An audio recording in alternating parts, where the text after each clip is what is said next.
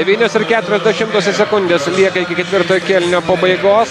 85-83 pirmauja Kijevo Budivelnikas. Kijeviečiai bus su kamuoliu, aišku, vienintelė Vilniečių galimybė yra tai iš karto vos tik tais kijeviečiai grąžins kamuolį į žaidimą prasižengti ir tikėtis, jog varžovai prames baudas. Na, netgi įmetus dar vieną baudą, Vilniečiams, aišku, šansas lieka. Skirtumas tada bus 3 taškai.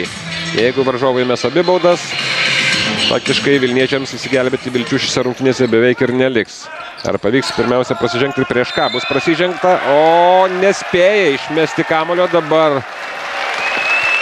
Mika Daunsas ir kamuolys atitenka Vilniečiams. Štai tokia Budivelniko komandos dovanėlė Vilniaus Lietuvos Ryto komandai. Tačiau dabar jau Vilniečiams reikia kuo greičiau atakuoti krepšį.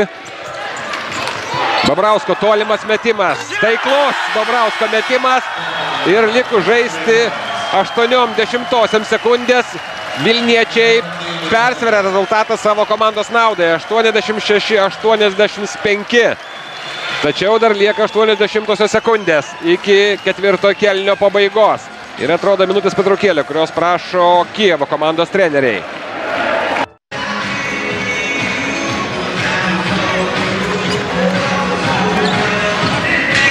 Štai taip, po Stepano Babrausko taiklaus tolimo metimo iš viso 15 taškų yra pelnęs Stepanas Babrauskas, jis yra rezultatyviausias Vilniečių komandoje. Beveik visas rungtynes atsilikinėję Vilniečiai turi galimybę išplėšti pergalę šiose rungtynėse. Įmetamas kamuolys ir nepavyksta dabar.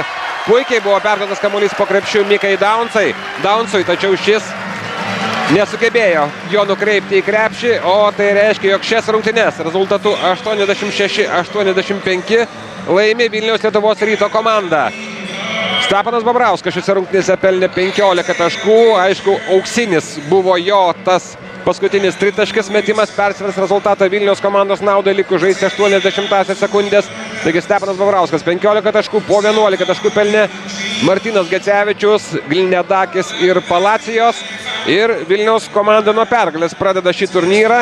Kijeviečiai patiria pirmąjį pralaimėjimą. Priminsiu, vakar Budivelnikas 89-83 įveikė Lokomotyvo Kubanę. Šiandien pralaimė 85-86 Lietuvos Rytui. Taigi viskas šioje grupėje dar spręsis paskutinėse rungtynėse, kai rytoj susitiks Lietuvos Rytas ir Lokomotyvos Kubanė. Taigi šios rungtynės baigtos, o priminsiu dar kartą, maždaug po 20 minučių LRT televizija pradės antrąją transliaciją iš Klaipėdos ir jau kitos grupės, A grupės rungtynėse susitiks Kauno Žalgiris, Klaipėdos Neptūnas. Taigi susitiksime maždaug po 20 minučių.